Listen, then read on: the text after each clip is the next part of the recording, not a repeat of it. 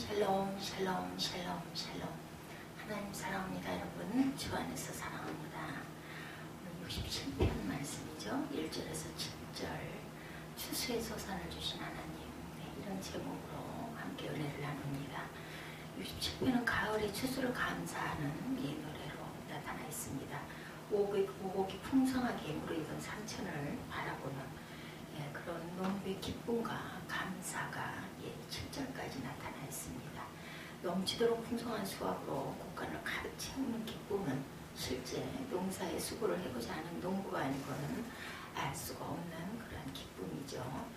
하나님은 우리에게 은혜를 베푸사 복을 주시고 그의 얼굴빛을 우리에게 비추사 주의 도를 땅 위에 주의 구원을 모든 나라에게 알리소서. 하나님이여 민족들이 주를 찬송하게 하시며 모든 민족들이 주를 찬송하게 하소서. 온 백성은 기쁘고 즐겁게 노래할지니 주는 민족들을 공평히 심판하시며 땅 위의 나라들을 다스리실 것임이니이다. 하나님이여 민족들이 주를 찬송하게 하시며 모든 민족으로 주를 찬송하게 하소서. 땅이 그의 소산을 내어 주었으니 하나님 곧 우리 하나님 우리에게 복을 주시리로다. 6절에서 구체적으로 이렇게 얘기하죠. 마지막 7절에 하나님이 우리에게 복을 주시리니 땅의 모든 끝이 하나님을 경외하리이다. 2번 반복을 합니다. 특별히 이 노래는 표제에도 기록되어 있는 것처럼 현하게 맞추어 부르는 노래다. 이렇게 나타나 있습니다. 이 하나님이 거룩하시고 전능하시며 만물의 주제가 되심에 감격해서 감사의 찬송을 드리는 영적 수학의 노래이기도 하죠. 그래서 여러 줄에 있는 악기를 사용해서 하모니를 이루며 음악을 연주하는데 그것은 음악적인 효과보다는 영적인 의미를 더욱 짙다고 우리가 볼 수가 있습니다. 다시 말하면 악기의 여러 줄을 켜면서 하나의 화음을 이뤄나가는 음악을 이루는 것이 이 시편의 정신입니다. 곡식이 풍성하게 생산되기 위해서는 땅도 하늘도 바람도 비도 햇빛도 또한 사람도 농부도 모든 것이 완전히 한 목적이 조화가 이루어질 때만 가능한 것처럼 여러 가지 악기들이 오묘한 조화를 잘 이루고 나가는 그러한 그 곡을 이룹니다. 마찬가지로 하나님께 드린 이 찬송의 시 없이도 이 모든 것, 다시 말하면 모든 물질뿐만 아니라 노력 그리고 자연까지 하나로 조화를 이룬다. 영혼과 생명, 의식으로만이 아니라 참 마음과 마음, 사람만이 아니라 모든 만물이 함께 그리고 나만 아니라 우리 다 같이 너도 나도 같이 온 세계 인류가 함께하는 게 영광을 돌리는 것이 참된 감사의 찬송이 된다. 이런 뜻을 담고 있죠. 먼저 생각할 것은 은혜를 베푸시는 하나님입니다. 하나님은 감사하는 성도에게 은혜를 베풀어 주십니다. 여호와는 내게 복을 주시고 너를 지키시기를 원하면 여호와는 그의 얼굴을 내게 비추사 은혜 베푸시기를 원하며 여호와는 그 얼굴을 내게로 향하여 드사 평강 주시기를 원하노라. 민수기 6장 24절에서 26절 말씀이죠. 구약의 축도, 신약의 축도의 내용과도 같은 의미를 가지고 있습니다. 이 은혜가 우리에게 이루어지기 위해서는 우리들이 먼저 감사하는 성도가 되어야 합니다. 범사에 감사하면 반드시 기쁨이 찾아오고 그 기쁨은 하나님의 복으로 이어집니다. 하나님께서 얼굴을 우리에게 향하여 비추시죠. 하나님께서 은혜를 베풀어 주십니다. 평강을 주실 것입니다. 1절 다시 한번 읽어보죠. 하나님은 우리에게 은혜를 베푸사 복을 주시고 그의 얼굴빛을 우리에게 비추사 쉘라 이렇게 끝나 있습니다. 얼쑤 이런 장단의 뜻을 쉘라는 갖고 있죠. 하나님이 우리에게 은혜를 베풀어 주셔야 우리가 온전히 설 수가 있습니다. 우리의 행복은 다른 데서 오는 것이 아니고 하나님의 은혜가 있어야만 행복할 수가 있습니다. 따라서 하나님이 우리에게 은혜 베풀어 주시길 우리는 항상 간구해야 합니다. 그렇지만 은혜를 구하기에 앞서서 먼저 해야 할 일이 있죠. 베드로가 나를 따라오느라 내가 너로 사람 낚는 어부가 되게 하리라 하셨을 때 뭐라고 그랬어요? 주여 나를 떠나소서 나는 죄인으로소이다. 이렇게 겸손하게 무릎을 꿇습니다. 우리가 하나님께 기도할 때 먼저 기도해야 할 첫 마디는 불쌍히 여기옵소서 나는 죄인으로소이다 하고 고백해야 합니다. 누가복음 18장에 보면 세리는 하나님 앞에서 멀리 서서 감히 눈을 들어 하늘을 우러러보지도 못하고 가슴을 치며 하나님이여 불쌍히 여기옵소서 나는 죄인이었소이다 고백합니다. 우리는 우리 스스로 얼마나 비참한 죄인인가를 먼저 알고 비참한 자리에서 건져주시기를 기도해야 합니다. 그럴 때 하나님께서 우리의 죄를 용서해 주시고 하나님은 우리에게 복을 베풀어 주십니다. 우리가 가정에서 자녀를 양육하면서도 같은 사실을 가끔 체험하죠. 혹시 잘못했을 때 아이들이 그 자녀가 정말 잘못했어요 하고 사과를 하고 빌면 부모된 마음은 수근한 생각이 들어서 미운 생각이 없어지고 잘못을 용서해 줄 뿐만 아니라 뭐든지 좀 더 해주고 위로하고 싶은 마음이 듭니다. 그런데 그렇지 않고 바닥바닥 우기거나 이유를 대거나 하면 아주 밉죠. 미움만이 들어야 하나님 마음도 똑같다라는 거죠. 그것을 알기 때문에 이 시인도 하나님께 그렇게 기도를 합니다. 하나님이 우리에게 복을 주소서. 그리고 그 다음 기도가 주의 얼굴을 우리에게 비추소서. 이렇게 말합니다. 여기 세 마디는 같이 연결되는 내용의 기도이죠. 죄 지은 인간을 하나님께서는 얼굴을 돌이키시기 때문에 나를 비춰주소서. 그러므로 은혜를 베푸셔서 죄를 용서해 주시기를 원하고 그 죄를 만약에 용서하신다면 얼굴을 나를 향하여 드시고 빛을 비춰주소서 하고 우리가 기도합니다. 돌이키셨던 하나님의 얼굴을 우리에게 비춰주시죠. 이렇게 자복하고 내가 죄를 졌습니다 하고 스스로 내 죄를 깨닫고 그것을 회개하겠다라고 고백을 하면 우리에게 돌렸던 얼굴을 다시 비춰주신다. 출애굽기 34장에 보면 이스라엘 민족의 영도자 모세가 시내산에 올라가서 40일을 지내며 금식하고 기도하는 중에 하나님이 주신 십계명이 새겨진 돌판을 손에 들어 내려오는데 그 얼굴에서 광채가 났다 이렇게 기록되어 있습니다. 어떻게 모세의 얼굴에서 광채가 났을까? 그의 심령이 온유하고 겸손해였기 때문이죠. 하나님께서 그에게 큰 영광을 주셨지만 그는 그 영광을 과시하는 생각이 전혀 없었어요. 어린아이 같은 마음으로 사람들 앞에 나타나지도 않으려고 합니다. 모세의 위대함은 바로 여기 있었죠. 조그만한 은사를 하나님께로부터 받고 이것 때문에 교만해서 자랑하고 자기 영광을 위해서 일하는 우리들과는 너무 대조적입니다. 그는 그 영광을 오직 하나님의 사자로서 입은 것이지 결코 개인적인 자격으로 받은 것이 아니었다라는 것을 스스로 깨달아 알았던 거죠. 이것을 사람들은 오해합니다. 그리스도의 직분 때문에 영광을 누리는 것을 자기 자신이 훌륭해서 존경과 사랑을 받는 줄로 착각을 해서는 안 되는 거죠. 모세 얼굴이 거룩한 산에서 하나님과 함께 있을 때 하나님께서 그의 얼굴 빛으로 모세에게 비추셔서 하나님의 영광이 반사되게 된 겁니다.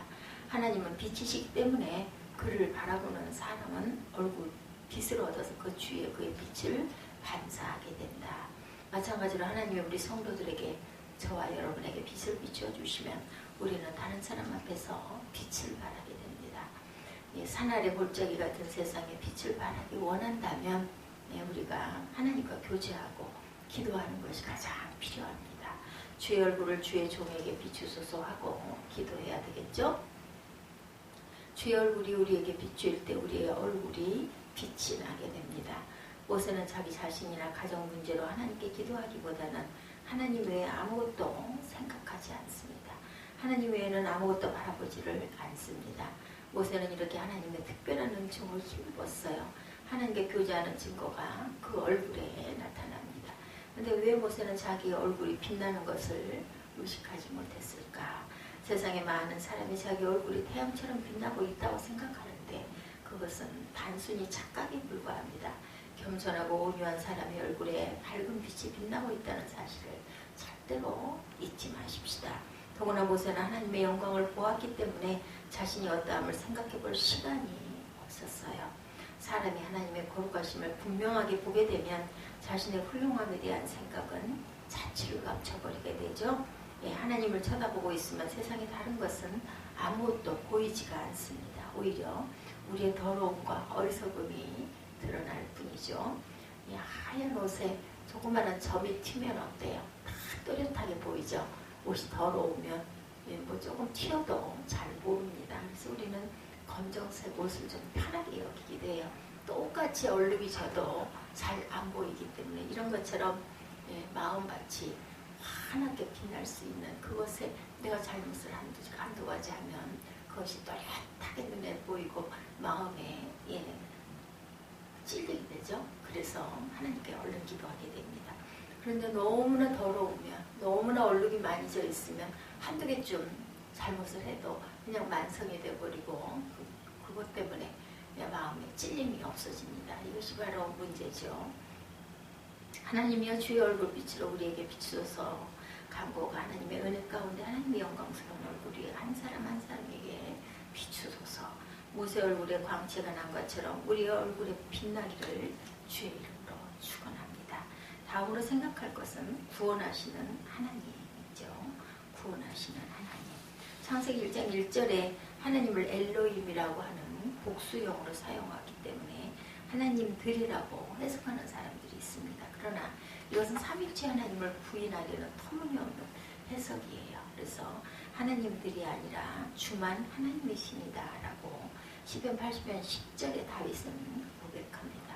이 말씀은 당신들만이 하나님이십니다가 아니죠. 엘로힘이라는 복수형으로 사용했으면 그 다음에 오는 동사 역시 복수형의 동사가 와야 하는데 이어지는 동사는 단수형이에요. 그러니까 하나님은 복수로 표시되지만 사실은 한 분이시죠. 삼위일체 세 가지 성부 성자 하나님의 그 성향을 가지신 그러한 하나님이십니다.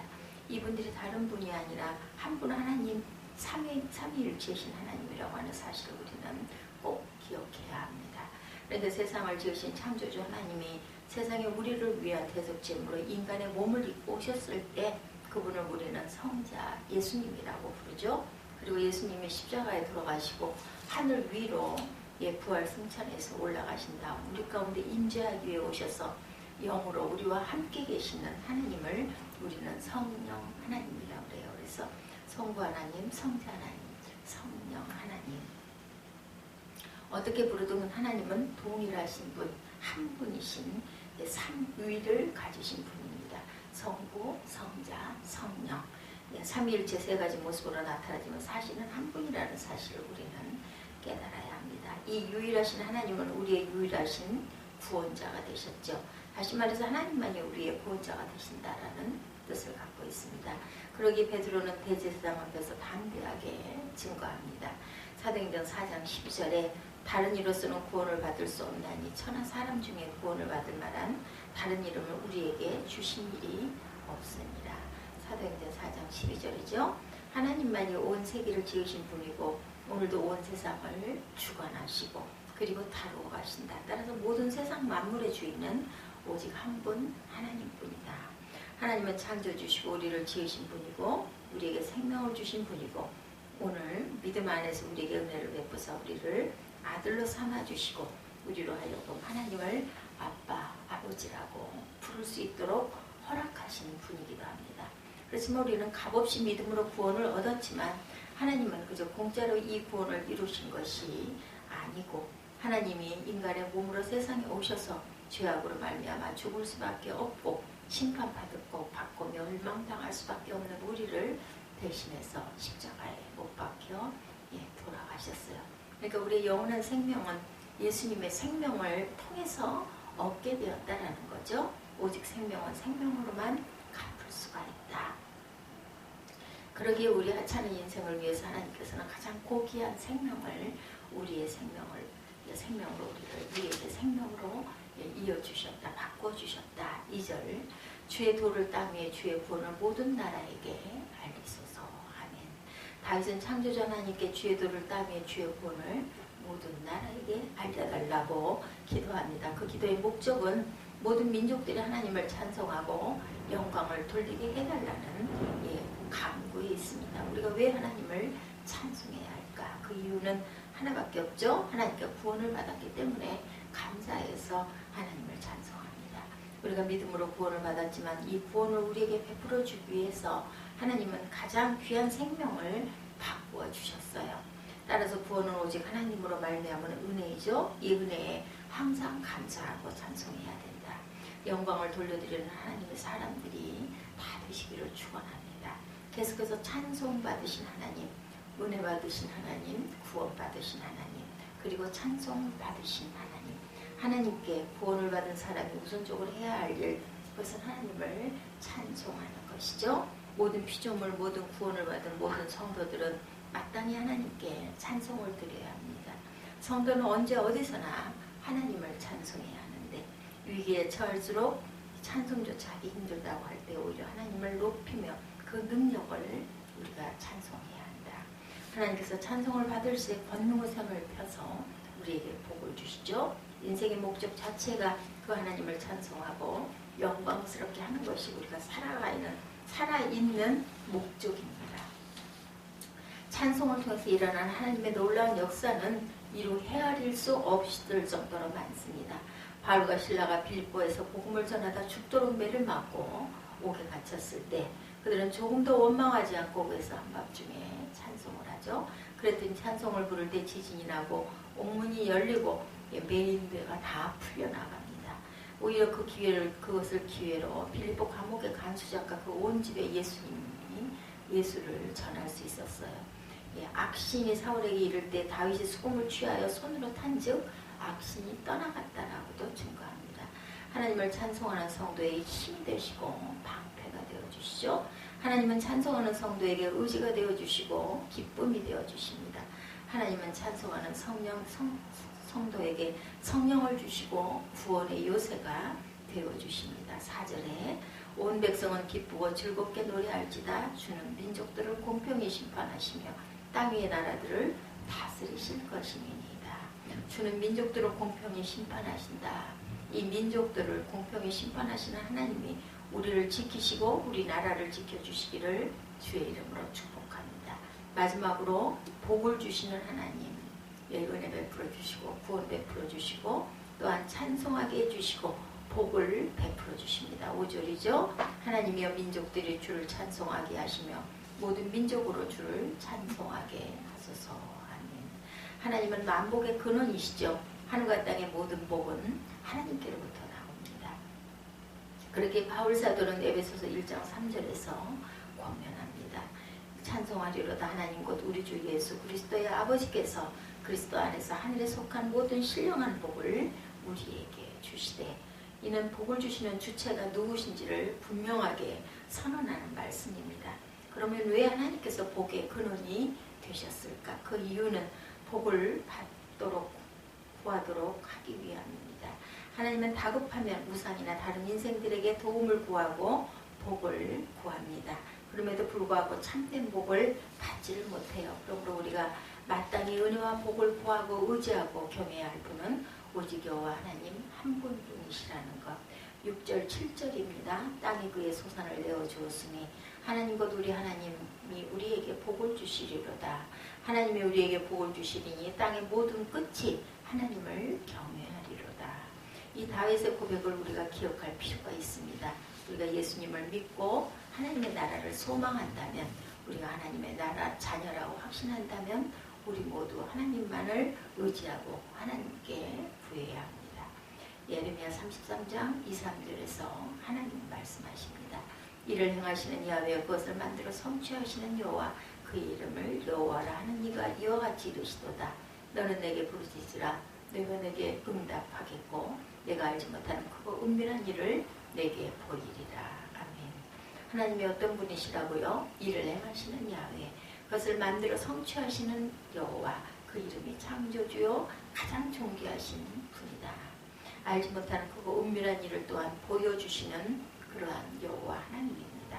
하나님이 일을 행하시는 여호와, 그것을 만들어 성취하시는 하나님, 그 이름이 창조주고 가장 존귀한 분이고, 창조주 하나님께서 존귀하신 하나님께서 너는 내게 부르짖어라. 내가 내게 응답하겠고 내가 알지 못하는 크고 은밀한 것까지 보여주시리라고 말씀합니다. 부르짖고 구하고 그랬을 때 내가 그것을 주고 또한 보여주리라. 은밀한 것도 보여주리라. 전능한 하나님이 뜻하신 일 못할 일이 없으신 그분 창조주 하나님, 존귀하신 하나님께서 너는 내게 부르짖어라 이렇게 말씀하세요. 그런 단순히 부르짖으라는 것이 아니라 거기에 약속이 달아있죠. 내게 응답하겠다, 이루어 주시겠다. 거기다 보너스까지 은밀한 것도 내게 보여줄 것이다. 언제까지 우리가 낙담하고 있을 것일까? 네, 언제까지 우리가 좌절하고 있을 것일까? 언제까지 우리가 맥없이 포기하고 맥없이 주저앉고 맥없이 생명을 잃어버리고 말 것인가? 아무리 죽을 죄를 지었다 할지라도 우리에게는 우리를 불쌍히 여기시는 긍휼이 풍성한 하나님이 계십니다. 그러게 요한사도는 요한 1서 1장 9절을 통해서 만일 우리가 우리 죄를 자백하면 그는 미쁘시고 의로우사 우리 죄를 사하시며 우리를 모든 불의에서 깨끗하게 하실 것이요 라고 권면하고 있습니다. 그럼 우리가 예수님을 믿고 하나님의 나라를 소망한다면, 하나님의 자녀라고 확신한다면 하나님을 의지하고 하나님께 구해야 합니다. 그렇지만 하나님께 복과 은혜를 구한다고 해서 다 주시는 것은 아니죠. 먼저 하나님의 은혜에 감사하고 찬송할 때 주시고, 그래서 빌립보서 4장 6절은 아무것도 염려하지 말고 다만 모든 일에 기도와 간구로 너희 구할 것을 감사함으로 하나님께 아뢰라. 예, 감사함으로 하나님께 아뢰라는 겁니다. 거기에 더해서 우리가 세상적인 가치관을 벗어버리고 오직 말씀으로 들어와서 하나님이 허락하시는 바 은혜와 복을 구할 때, 그럴 때 7절에 우리에게 복을 주시는 이 땅의 모든 끝이 하나님을 경외한다. 예, 하나님이 우리에게 복을 주시리라. 이 복은 단순히 물질의 복만 의미하는 것이 아닌 우리 영혼이 잘된 같이 범사에 잘되고 강건한 축복을 뜻합니다. 무엇보다 우리를 구원하신 하나님은 우리의 심령에 성령으로 충만하게 하시기를 원하시고, 또한 우리로 하여금 성령으로 충만해서 항상 하나님을 찬송하며 감사할 수 있도록 강건케 하시고 은혜의 은혜를 더하시는 하나님. 따라서 우리 모두는 세상적인 축을 바꾸고 오직 말씀을 따라 전진 전력으로 섬기는 믿음, 마음을 다하고 뜻을 다하고 목숨을 다해서 주님만을 사랑하고 섬기는 믿음의 사람들이 될 수 있도록 은혜와 복을 구하고 하나님이 주시는 바 모든 복을 감사함으로 누리며 하나님을 찬송하는 우리 모두가 될 수 있기를 주님의 이름으로 축복합니다. 시편 30편 4, 5절에 다윗은 야훼를 찬송하며 그 거룩함을 기억하며 감사하라. 그 노염은 잠깐이요 그 은총은 평생이로다. 저녁에는 울음이 깃들지라도 아침에는 기쁨이 오리라. 이렇게 고백하고 있습니다. 어떠한 어려움과 고난이 있어도 하나님께 감사하면 거룩한 기쁨이 찾아오고 찬송과 복이 주어질 줄 믿습니다. 우리에겐 영원한 소망의 기쁨이 있죠. 성경에 야훼를 기뻐하는 것이 너희의 힘이라고 말씀합니다. 슬퍼하는 마음은 사람을 무력하게 만들고 우울하게 만들고 낙담하게 만들고 그리고 피곤하게 합니다. 기뻐하는 생활의 만료, 능력 있는 생활의 비결이죠. 그러므로 우리에게 환난이 많고 죄악이 많은 세상을 살아가는 우리가 주님의 기쁨을 소유해야 우리로 하여금 모든 역경을 극복하고 곤란을 이기고 어려움을 참아 견딜 수 있는 힘이 생기는 것입니다. 어려운 요건 속에서도 감사를 잃지 않고 하나님의 은혜에 감사하면 어떤 일이 일어난다고요? 하나님 우리의 슬픔이 변하여 기쁨이 되게 하고 고통이 변하여 춤이 되게 한다고 말씀합니다. 절망이 변하여 은혜의 찬송이 되게 하시고, 그러므로 하나님의 은혜는 이렇게 무궁무진하다. 그렇지만 하나님의 은혜는 또한 공짜가 아니죠. 하나님의 은혜는 받을 만한 자가 받고 받지 못할 자는 받지 못합니다. 그러기 우리는 하나님의 은혜를 받을 그릇을 늘 준비하고 있어야 된다. 큰 그릇에 많이 담겨지고 새 부대에 새 포도주가 담기듯 새로운 감사, 정결한 마음을 준비해서 넘치는 은혜를 받도록 해야 되겠다. 그러기 위해서 우리는 우리 마음의 준비가 있어야 합니다. 봄에 씨를 뿌리기 위해서 먼저 씨앗을 준비하듯이 우리 마음을 하나님의 말씀으로 채워야 되겠죠. 그래서 말씀을 의지하여 하나님께 감사를 드리게 될 때 하나님께서는 우리에게 신령한 은혜를 더하여 주십니다. 그러기에 우리가 은혜 받기 위해서 먼저 하나님께 감사와 찬양을 올려드림으로 말미암아 항상 하나님의 은혜가 우리 모두에게 넘쳐나시기를 주님의 이름으로 축복합니다. 오늘도 날씨가 많이 쌀쌀해졌죠. 추위 가운데서도 하나님을 찬양하고 감사함으로 따뜻한 후끈후끈한 성령의 임재를 느끼시는 승리의 하루가 되시기를 주님의 이름으로 축복합니다. 기도하시겠습니다.